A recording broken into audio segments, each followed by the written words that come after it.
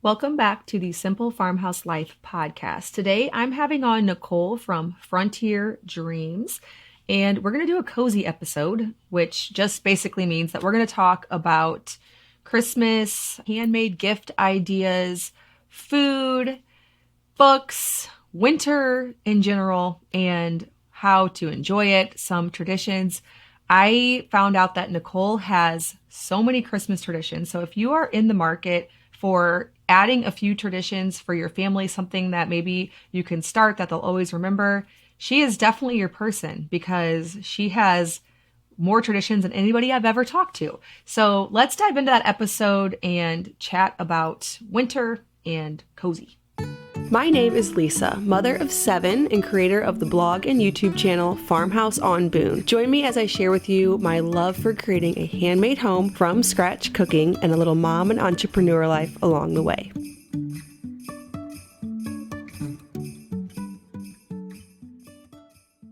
Well, thanks so much for joining me, Nicole. I really appreciate it. I'm looking forward to chatting homemade gift ideas, cozy day ideas, book suggestions. This episode is in response to a question from a listener, or at least maybe a comment from a listener.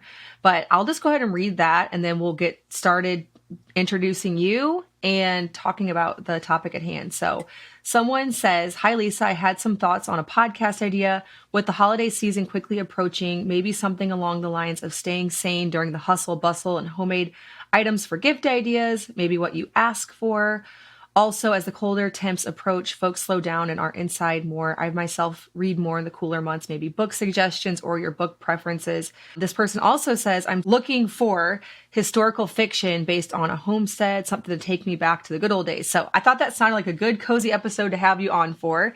So first of all, can you introduce yourself? Tell us about you, your family, goals, or whatever else you prefer to share. Yeah, absolutely. My name's Nicole. I have known basically as Frontier Dreams on Instagram, and I want to say many moons ago, a blog. I haven't really updated it in a couple years.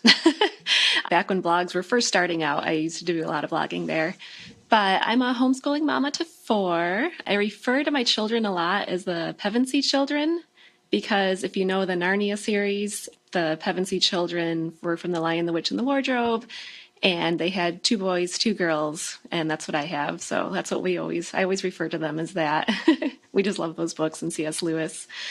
After a little bit over a decade of moving around the country about every 4 years, we are settled basically in Amish country. My husband was in the military, so that's why we had to move so much.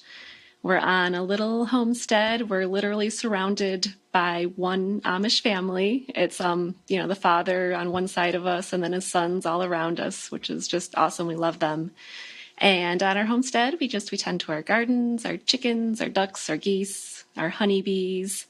And we do hope to get a dairy cow sometime soon, and then sheep for wool, because I have a knitting obsession and just, should have some sheep to go with that. That, first of all, sounds like a really cozy thing to do this winter, talking about knitting and sheep. So now, do you currently do a lot of knitting? Yeah, well, I think you have a lot of patterns too, don't you? Yeah, I do. I have a couple patterns, nothing really big. But on the homestead, I haven't been able to knit that much, during all the busy seasons. But then winter is the time where I finally can sit down and actually find the time to knit and do all the cozy things that I kind of miss during those crazy, crazy busy months. Yeah, that's what's so great about winter, especially on the homestead. My husband was telling me that just the other day. He was like, this is the time of year where you're supposed to do a lot more relaxing. That's why it gets dark really early. Yeah. So we can't really get a lot of the projects done that we want to do. With blogging, I like to do photography. Well, I have to do photography. And even at the end of my usual work time, which ends at 4, which I just do like the afternoon time. So like 1 to 4, Monday through Thursday. But even by the end of that, I can't photograph anymore. And so it's just really forcing me to slow down. I just can't get as much done as I usually can, which is a blessing, but also hard for some types of people. Oh, okay. Yeah. So we'll get more into all of those cozy ideas, but let's start with gift ideas and handmade, all of those kind of things. So do you make a lot of handmade gifts, and what are some of your favorite ideas? Yes, we absolutely do. Being a knitter, of course, I do a lot of knitted gifts. for my children and even like friends and family and things like that, we'll knit like sweaters and hats and mittens and things. I do a lot of like dolls, little loveys and things like that. And then my girls are both teenagers now, but when they were younger, I would knit like sweaters and hats and things for their special dolls, which they absolutely loved. That was like the biggest deal. And then I would also sew clothes for the dolls too. They loved that. Mm-hmm. We do all kinds of things. They do, with my girls, they were very, very into their dolls. So we did a lot of quilting and things like that. And then like dollhouse accessories, decor things. They loved those. Yeah. And, lots of really simple things, honestly. We would cut down fallen branches into little blocks. Mm-hmm. And when my kids were younger, they really loved those because they're so simplistic, but they're not perfectly even, like blocks you get from the store. So they had to really balance them and mess around with them, which I feel like they would play with them longer that way. We also would do like peg dolls, the little wooden, mm-hmm. They're just like plain peg dolls that you can paint or make clothes for. And one year, actually, when my youngest son was about 2, my older son found a tractor in the thrift store and thought that was like the sweetest present to give him. And then we painted a little peg doll that fit into it to look just like my younger son. Yeah. And, that was the greatest gift ever. It was like him driving his own tractor. But that's, mostly like for little kids. And then for, teens or adults or anything like that, we like to do more, like chapstick, salves, sugar scrubs, lotions. Mm-hmm. We do a lot of beeswax candles because we have honeybees. And then also beeswax window ornaments, which you basically just use like an old cookie mold and put the beeswax in it. And then when you hang it in the window, it smells amazing and the light shines through. So those are lots of fun. But yeah, we definitely do more than that. Like baked goods and things like that too. So with the window ornaments, do you pour it till it's somewhat thick, or how thick is it? So I'm trying to think of the actual name of the cookie molds. They're the old style ones where it's like a really, really detailed design in there, and they're made of either like ceramic, possibly stone, I'm not sure. So they couldn't really get very thick. They'd be maybe a half an inch at the most. And then that way the light will just shine right through them. Yeah. Another thing I was thinking this year is in the past we've done a lot of poured candles, but have you ever tried using the wood wicks? That is something I was like, I think I want to do a bunch of wood wick candles this year. And then I also thought about coloring them with some natural things, but I couldn't. Well, I'm not 100% sure on how well it would work to use like coffee, or if you put coffee in, is that dangerous for whatever reason? But I want to up it a little bit because in the past I've just done a wick, poured some beeswax in, and I'm trying to think of how I could naturally color and then use wood wicks. Have you done much of that? I haven't. I do have some of the wood wicks, and they're sitting there waiting for me to test them out, but I haven't tried it yet. I do know with the beeswax candles, it can be trickier to get them to burn right versus, say, like, the soy or paraffin or anything like that. Yes, so I haven't tried. Yeah. What are your tricks for that? Do you have any tricks for getting them to not tunnel as much? So that way, I find that with beeswax candles, a lot of times they'll do that, and so they'll just melt it back down and re-pour. But have you found something to help with that? I honestly just try to use, I don't know if it's exactly the correct answer, but I try to use pretty much the thickest wick I can. And then sometimes too, like in jars, I'll do 2 wicks to really help prevent the tunneling so it goes all the way down. Even with that, though, I do still sometimes get the tunneling. I do the same thing, just melt it back down and make another one. Right, yeah. That makes me wonder, though, with the wide wicks doing better or having a double wick, if the wood wick would work better. It almost seems like maybe it would. Yeah, that would be something to experiment with. Yeah, definitely. Definitely. And then, with the natural dyes and everything, too, that's something I've been looking into but haven't tried yet with the beeswax, because we want to make our own Advent candles eventually. And we would do, like purple and pink. So we have to figure that out. But we haven't gotten that far yet.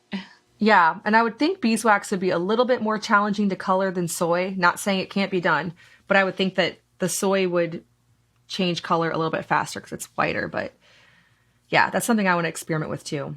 Yeah.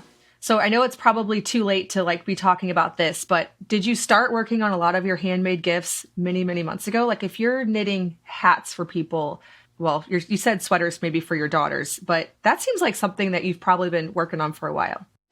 Yeah, definitely. That was one thing that's really true, honestly, of handmade gifts to begin with, really, is handmade. It really forces you to slow down, which is so good for winter and Christmas and the cozy season. But at the same time, you have to plan well in advance or else you won't get the things done in time. I mean, I used to have many Christmas Eves where I would be up until, 4 in the morning trying to finish something, which is not fun to do. So I do try to start earlier now. Yeah. And like with my children too, it's pretty awesome to see just from them growing up with all mostly handmade gifts. Like my children now, my daughters that are teenagers, they've already started their gifts for one another. And I mean, they make these elaborate graphic novels of stories they've created themselves to give each other, and paintings. And my one daughter will crochet. Wow. She's even sewn me a dress before to wear to church. Yeah. And all kinds of things. So it's so amazing to see that kind of blossoming in them. Yeah, something that was probably quite a sacrifice for you in the beginning because you had to spend so much time making gifts for them and for other people. They're now picking up on that and they're able to do some of these things. So it's not all 100% you. They're doing things for each other. That is really cool. My kids are doing the same thing, even though it's not quite that elaborate. Yeah. But they have like somewhere in this room, this is where they hang out most of the time. There's a stack like this high of pot holders they've been making for people. They're like, we got to get ahead of this for Christmas. Oh, wow. That's awesome. Yeah. One way that I would encourage the listeners to, if they want to make something that's more last minute, because if you're going to knit a gift, you probably should have started on that a while ago, would be like you were mentioning the salves and the lip balms and the candles. One way to make that a bit of a better packaged thing so that it looks like something more official, not something thrown together, is to create labels. Like go on to canva.com. And the way that I do that is I will literally measure the little thing that I have. Like if it's a chapstick container, I'll just get out my tape measure and measure the size that I need and then create a custom design in Canva with those inches. And then just, write lip balm and then put the ingredients and then copy that over to another one that's for, say, like a little salve jar that has the ingredients of that. Do you do some things like that? Or do you enjoy making like handmade gift baskets with some of your homemade things? Yeah. We love making all the labels and then, adding decorations to them too. So like the dried oranges or some cinnamon sticks on there just to make it a little more festive and a little, I guess, more professional looking, even though it is homemade. Right. Yes. It makes it seem like a real gift, and you spent a lot of time on it, even though it's just those little details that aren't that much harder to add once you've already done all the other work. Right. Yeah. Definitely. Taking a break to tell you about today's episode sponsor. You guessed it. I love them and share them all the time. Toups & Co. Organic Skincare. If you are looking for clean, simple ingredients in your skincare, which you should be because our skin is our body's largest organ and what goes on the skin actually does make its way in. And so if you are picky about what you eat, you should also be picky about your skincare. I understand though that a lot of times organic and natural skincare, it just doesn't work as well. Your skin is left feeling dry, or if it does feel moist, it maybe feels oily.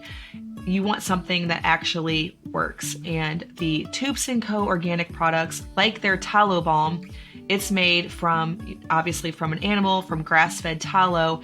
Because of that, it actually does absorb in and do the intended purpose of moisturizing your skin. I also love their cleansers. I'm really loving their makeup.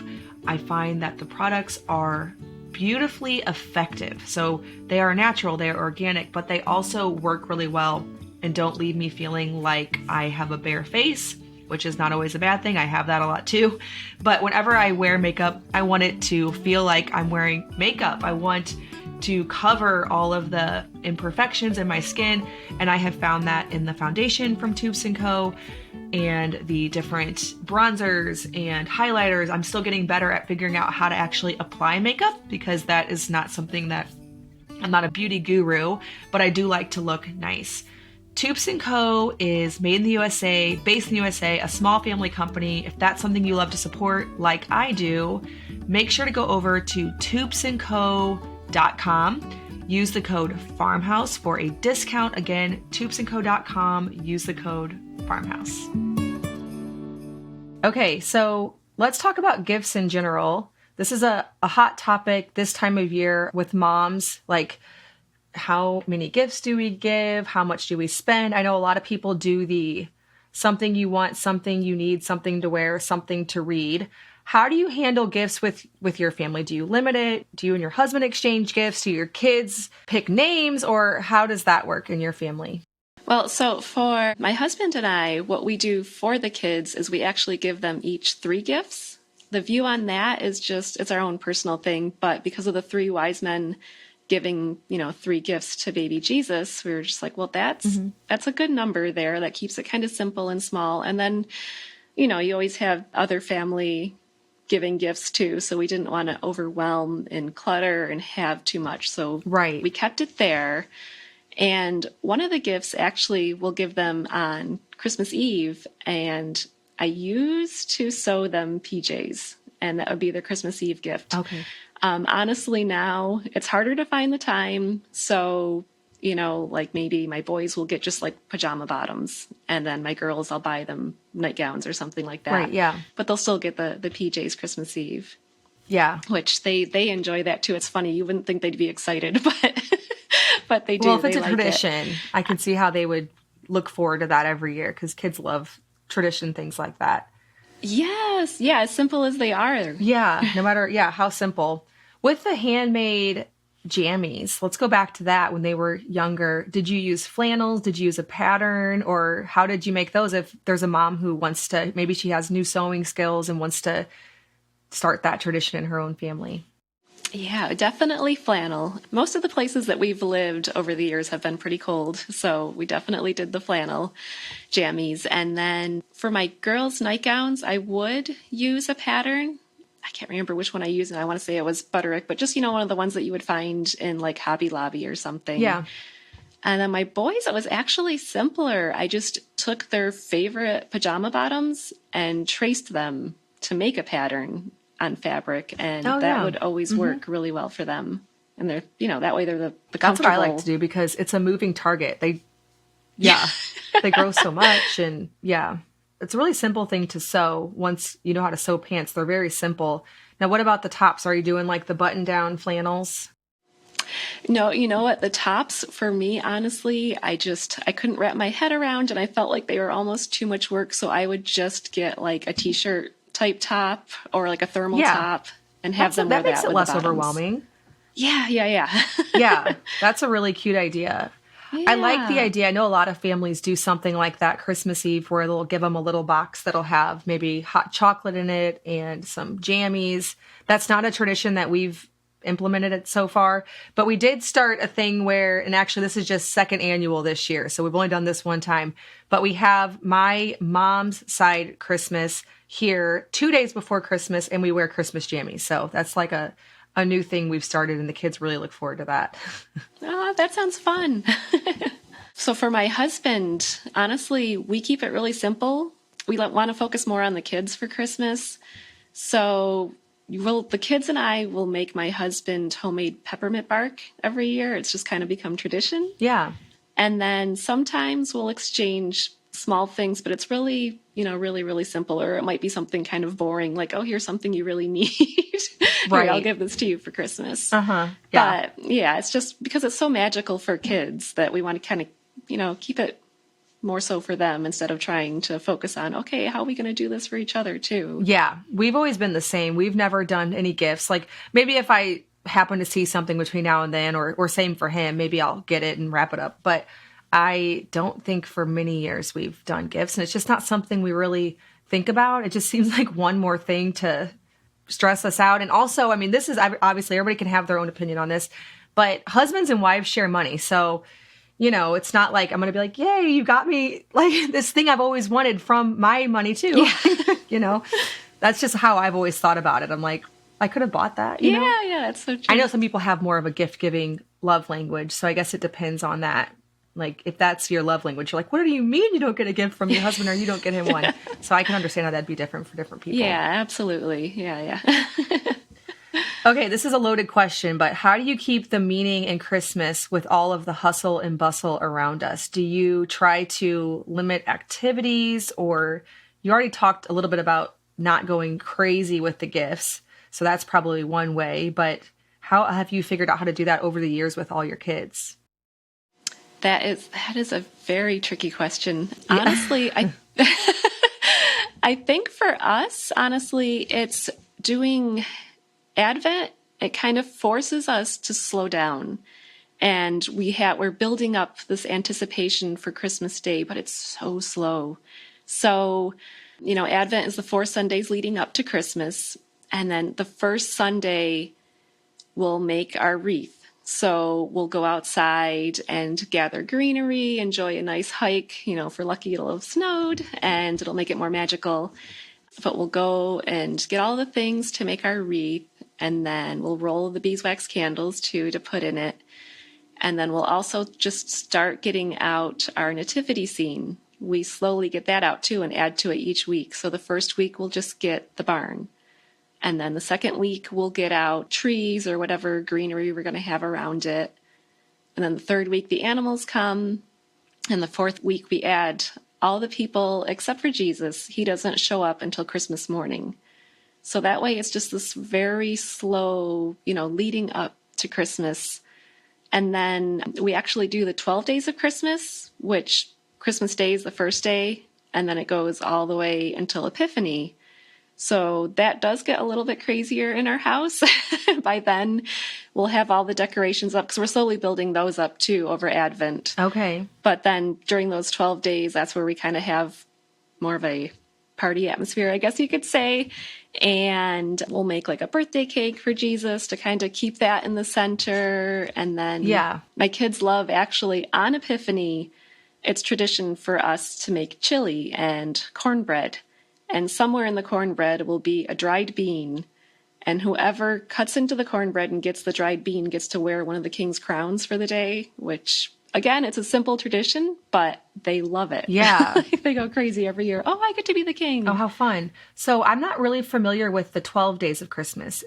You mentioned the cake. What else happens throughout the 12 days? The 12 days are, I can't tell you exactly how far it goes back, but they are like the original days of Christmas. And it used to be like Advent and Christmas were 2 separate seasons. Oh, okay. Now I know everything kind of, gets thrown together. Yeah. But yeah, that was just the time where you really, really did basically everything that you kind of do now before Christmas, you would do it after. Yeah. And then, during Advent, we still do all kinds of fun things too. Like we set up a hot cocoa station. Like the kids know they don't get hot chocolate until the first Sunday of Advent. And then we'll keep that up all through winter too. But, there's again that anticipation of waiting for the hot cocoa. And then every week we'll add something different to make it even more exciting, which they love. Yeah. And just giving them, simple things. One thing that we like to do as well is have little pots next to the nativity scene with soil, and then every time the kids do something, super sweet, or they give something up, they get to plant a wheat seed. And then by Christmas Day, there should be some grass growing, and we trim it, and then we put it in the manger to give baby Jesus a soft bed to lay in. So basically, the kinder they are, the more they do, the softer his bed. Wow, you guys have a lot of traditions. You just keep having more and more and more. I'm like, wow. We basically have our jammies on Christmas Eve. But I like how with the way that you do it sounds like it's very slowly leading up, and then it's also not this quick letdown of, okay, Christmas is over, pack it all up. I've had years pass where as soon as Christmas is over, sometimes even that night, I'll come home and start packing up the Christmas tree because I'm like, it's over.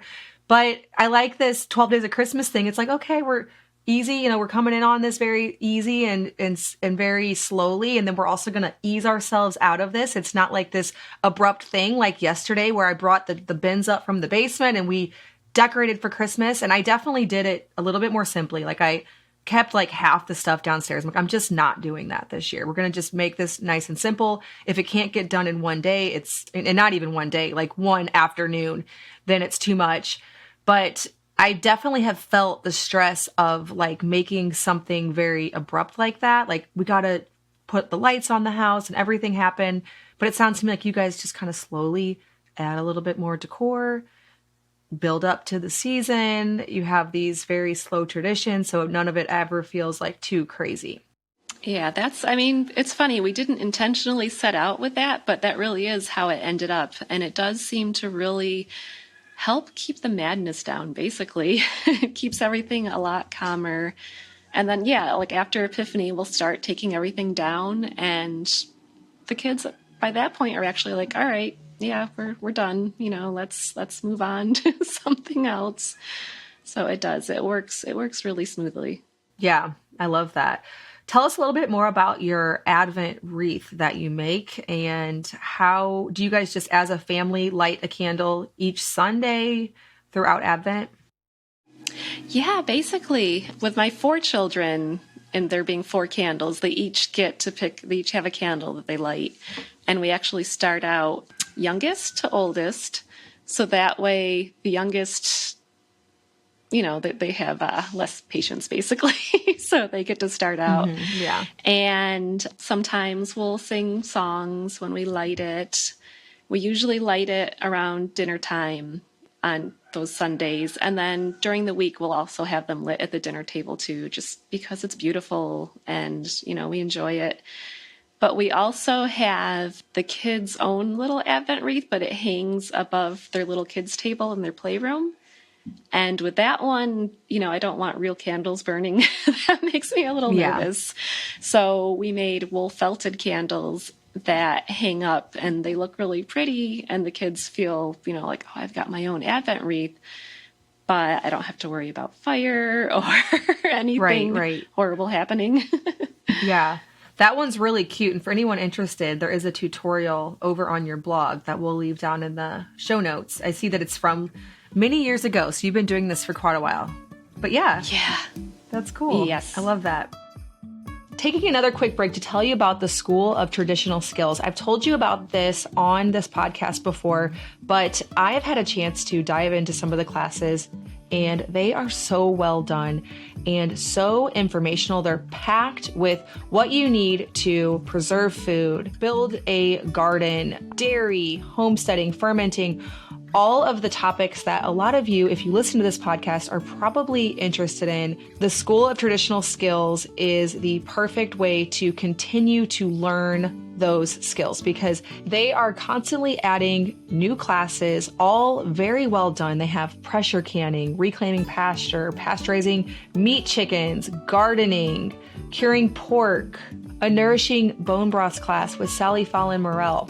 You can get all of this by visiting bit.ly/farmhouse skills. Again, that's bit.ly/farmhouse skills.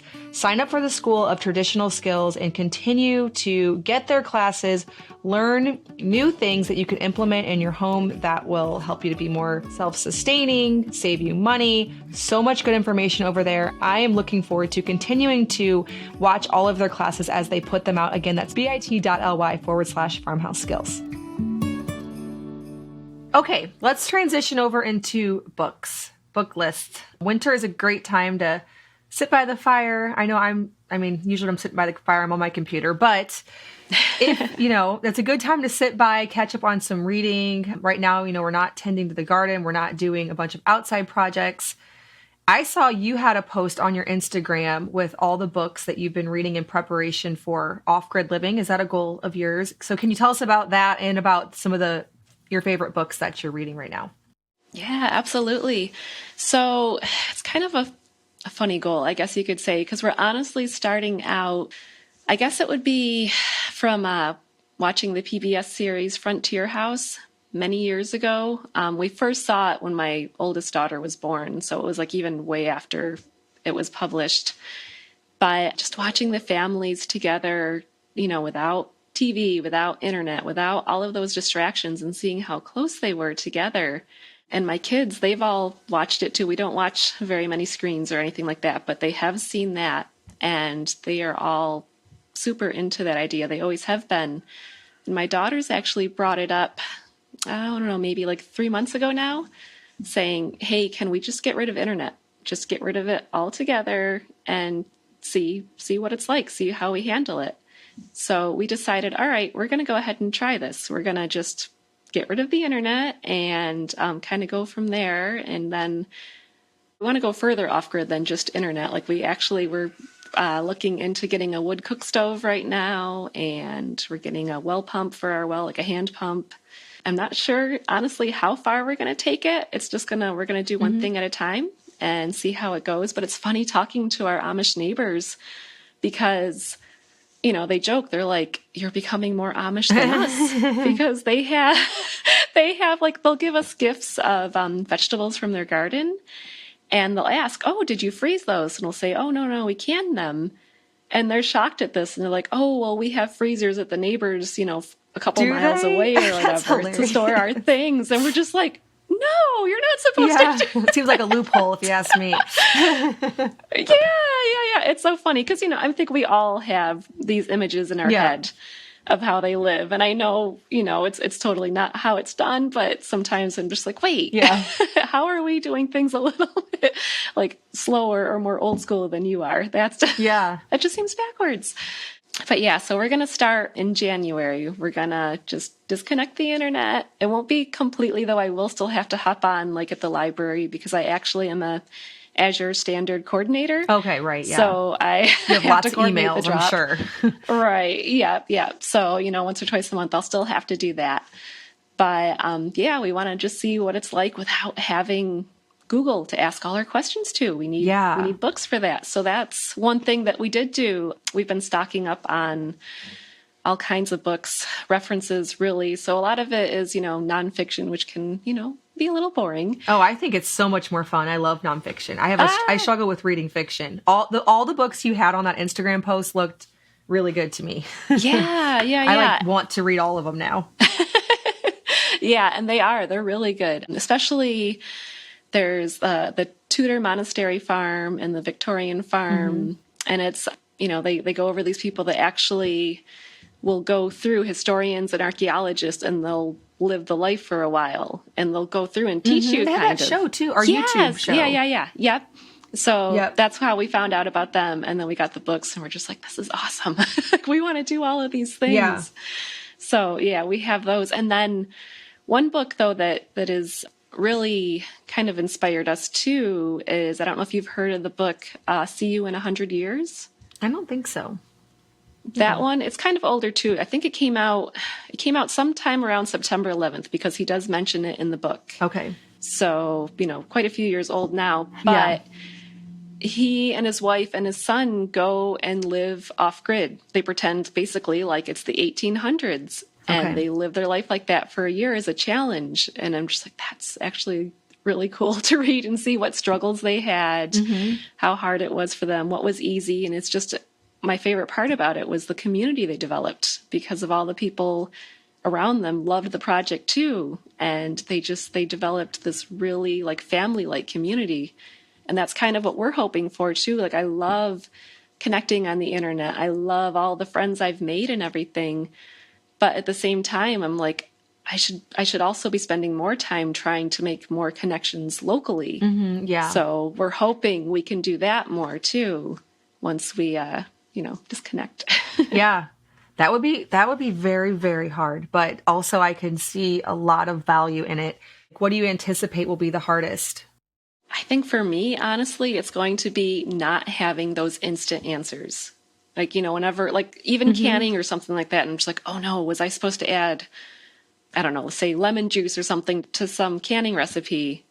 And I panic, like, oh, is this safe now? Right. And then, the idea of now having to, I got to search through my books to find the answer, or go ask my neighbors. Right. Yeah. Find out, is it safe, instead of just typing it up really quick. Okay, can I still use this? Am I going to get botulism now? Or Right. Yeah. things like that. I think that's going to be the hardest. That and math with my kids. Math is not my strong point. They do that on the computer. Okay. And so we're going to have to do something else instead. And just like, oh boy, Get the, that might be a struggle. We have the Abeka math, and we bought at first we didn't buy the teacher key that goes with it. And then I was like, okay, I think we should buy the teacher key that goes with it. That way, well, and I didn't buy it for all the kids, but just for my oldest, not because I can't do the math, because I'm actually pretty good at math. But I want her to be able to like check her own answers, and like, yes, there are definitely times when I'm totally not sure, and that it has all the answers. Like, okay, I think it's this. Now let's look at your book, So definitely recommend getting those teacher keys if you're going to do that. Oh yeah. I don't know what would be the hardest part. I mean, well, for me, like all of it, because I have a business online, but aside from the business, I think it would be the same thing as you, just being able to look up something without having to look in a book, which I just never have to do, obviously, would be pretty challenging. Yeah. So, okay, I'm going to read off a few more of the books because they look really interesting. You had the natural soap book. So I'm assuming you're going to start making soap. You have medicinal herbs. That's very important when you can't consult Google. What's this still room cookery? That one I've only just started looking into, and I actually picked it up from the homesteading family. I remember on one of their podcasts. Oh, okay. They mentioned it, and I was like, oh, that sounds really, really good. Yeah. But yeah, the author, from what I'm understanding, I've only read maybe the first 2 chapters in it, but she goes over kind of how to preserve food without, a refrigerator or any of those things, which is something we're really interested in too. So that has been an interesting read so far, and I look forward to actually trying some of the recipes in it for like the dairy and things like that. Yeah. And then A Year in an Off-Grid Kitchen. The Encyclopedia of Country Living sounds like it could be very, very useful. Oh, yes. And I think you already mentioned Frontier House, Victorian Farm, and Edwardian Farm. So those look like some good fireside reads. Yeah, definitely. Brush up on some of your skills this winter. Absolutely, yeah. Okay. So do you have any fiction suggestions? I am not in any way, shape, or form a reader of fiction. I wish I liked it better. And I sometimes think I should force myself, because my husband, he loves fiction. He loves to read. And I personally do not. So what are some recommendations you have? Oh my goodness. Well, it's hard to find time to read. So yeah, that can be the tricky part. One that I just read was Oh Pioneers. That was one I really, really enjoyed, because it goes through homesteading during a difficult time and the family's lives and everything. And that was good to read. Mm-hmm. I still enjoy reading the Little House books, honestly. I still enjoy going back to those. And with the kids too, but even just for myself, because I feel like every time I read them, I pick up something new, some sort of little information that I didn't pick up before. It's like, oh, we could try that, or we can make this. So I enjoy reading those books over and over again, really. I'm trying to think of what other fiction. I feel like lately it's been mostly nonfiction, just getting ready for everything. Yeah, well, you are preparing for something, so that makes a lot of sense. I also saw on your blog you have, this is pretty applicable, your favorite Advent and Christmas books, a whole list of, they're mostly for our kids' books, but there's quite a huge list here. So if you are looking for some inspiration for that, you have quite a great collection that I think would be really fun. I used to do a thing where every year I think I did this one year. So every year I had really big intentions. I wrapped up a book for each day, and then I would let the kids unwrap it and then read it. That's a cute little Advent tradition I think that some people do. Have you done something like that with these books, or do you just get them out and put them under the tree? Or the book collection was built over time. Every St. Nicholas Day, which is December 6th, the kids will get a new Christmas book. So, slowly over the years, we've built up this collection. And then now what we do is sometime during Advent, we'll get out book baskets and I'll slowly start putting the books in there. So it's not all of them at once, where it's overwhelming, but quite a few here and there. And it's funny because they can always spot them. Like I'll put them out sometime during the day or even overnight, and their eyes instantly go to them. They're like, oh, different Christmas books to read that we haven't read since last year. So they really enjoy that and they get excited over it. Yeah, super cute collection. I like the idea of having a day each year where they get one. And then do you store them? You do store them like away whenever it's not Christmas time and then get them all out whenever it is.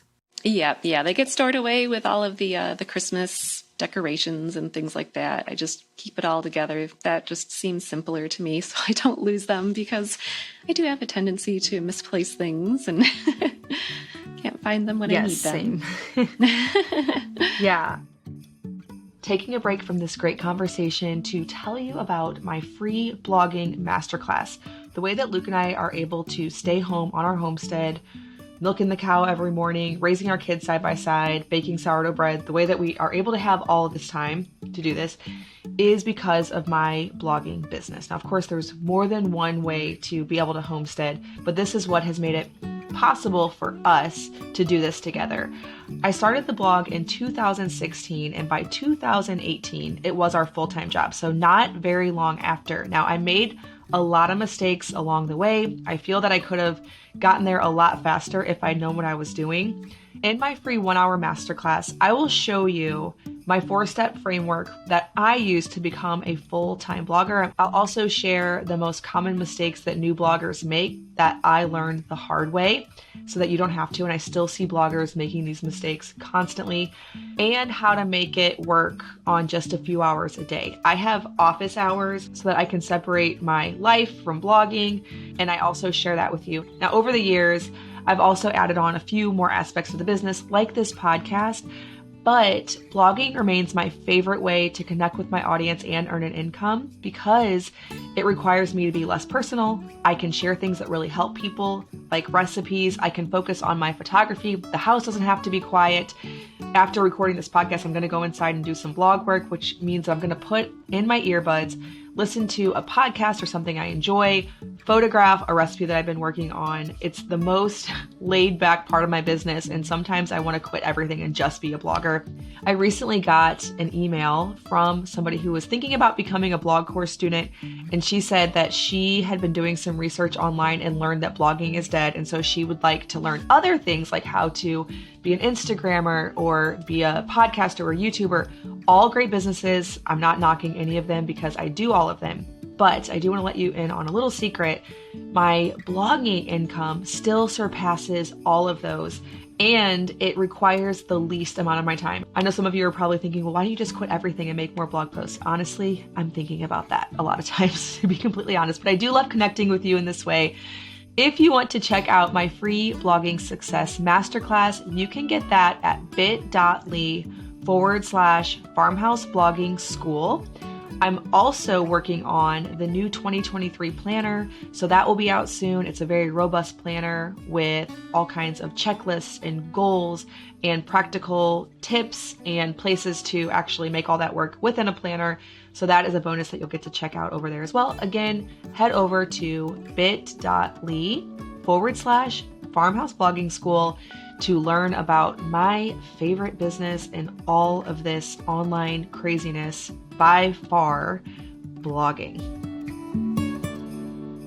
Okay, so let's transition into just winter in general. I have a few questions there that we can talk about and hopefully inspire people to, enjoy this season. I find it somewhat difficult. So with that, how do you find beauty in winter? And then what do you do to enjoy it? What are some of your favorite ways to enjoy winter?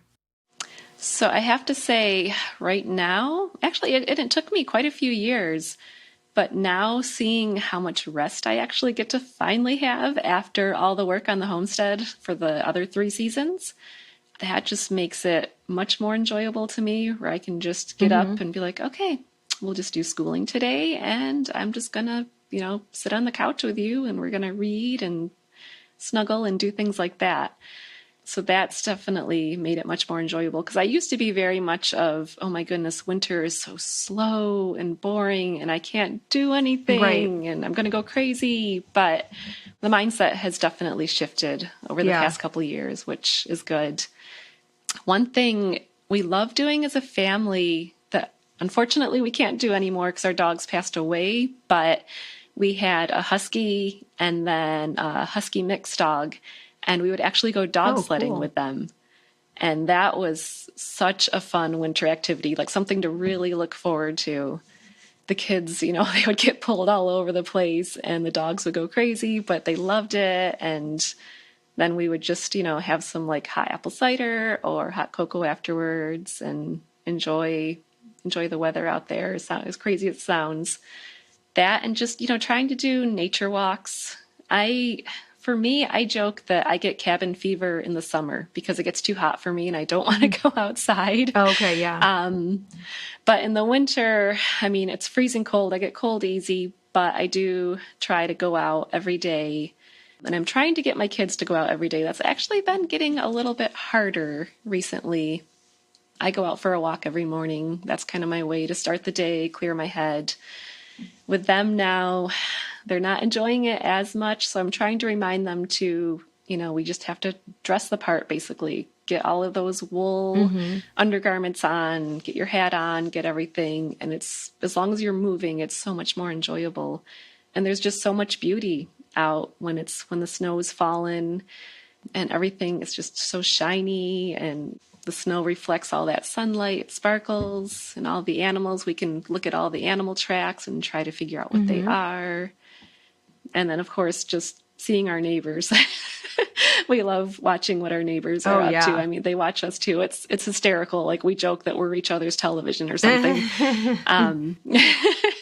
But watching them outside in the snow playing and everything, it's so nice to see. Yeah, yeah. And I look forward to it once we get our wood stove too. Like right now, our house is pretty cold. We just have like these like space heater things that don't really warm us up. So once we get that wood stove, I very much look forward to just hanging out around there and, reading, sewing, doing whatever, but staying warm. Yes, yeah. The fire definitely makes winter like significantly more bearable to me. Yeah, definitely. I like that your tip number 1 for enjoying winter is be busier in the summer. I mean, essentially that was what it was.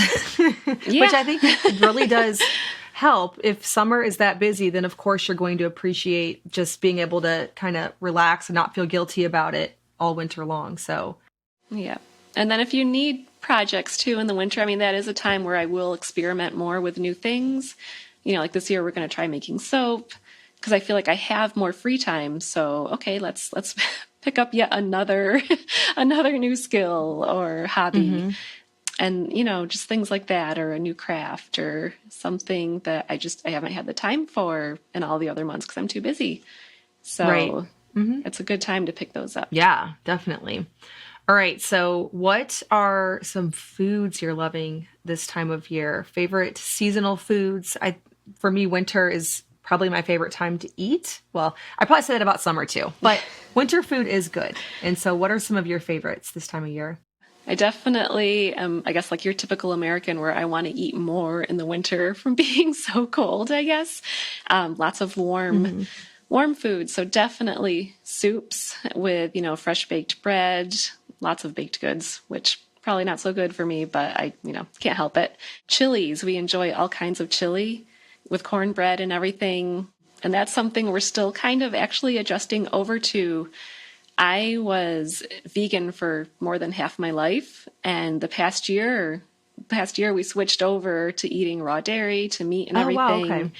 And it's funny because our bodies are just responding, so much better to this than what we were doing before.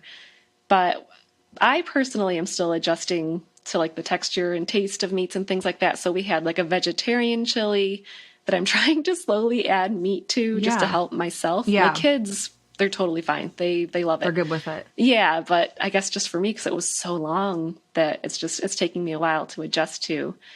But I mean, yeah, like the beef stews and things like that. Like when it's cold out, that's what my body craves, I guess. And every Advent too, we make these things called Lucy Catters, which are these special, they're like S-shaped buns, and they are made with saffron. And it's a tradition. You make them for St. Lucia Day. Okay. Which my daughter celebrated when she was in a Waldorf school. And it's something that we do with our church as well. And they're just, to me, the most delicious buns ever. Okay. We really enjoy them.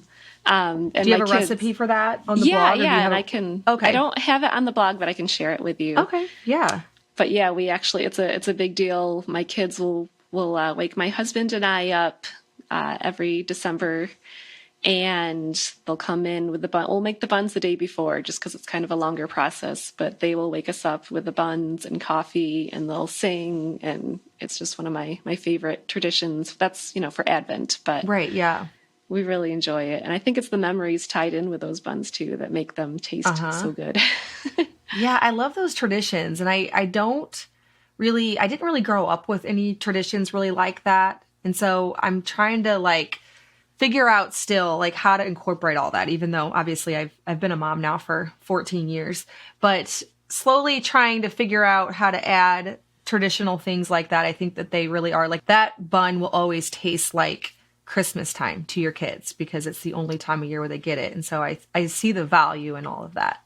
Yeah, absolutely. Yep. And sometimes there'll be days where we'll go on hikes or something, and they'll get a smell of some flower, and they'll oh, that smells like saffron. Oh, Lucy Cotter. Yeah. Yeah. That is so cool. Awesome. Well, thank you so much for sharing your Christmas ideas and traditions. I do feel that you were the perfect person for this episode because you clearly have a lot of traditions. Tell everyone where they can follow up with you. Where do you share the most? Are you going to still be sharing on Instagram whenever you go off grid? Yeah, tell us where we can find you. All right. Well, I'm on Frontier Dreams on Instagram. I will be active there until January. After that, it will stay up, but my family and I are going to kind of, we're going to take our time away. I don't know if it's permanent or if it's going to be so many months or what. So that's why I'm going to leave everything up just in case while we kind of figure out what we're doing. And then I still have my blog, which, like I said, it hasn't really been updated in a long time, but you can go back to older posts where I do have a lot of tutorials and recipes and things like that from when somehow I managed to have more time. I don't know. How did that happen? Yeah.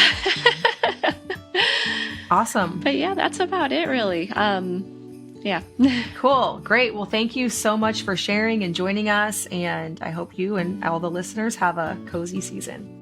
Thank you so much for having me. This was so much fun. All right. Well, I hope that you enjoyed this episode of the Simple Farmhouse Life podcast.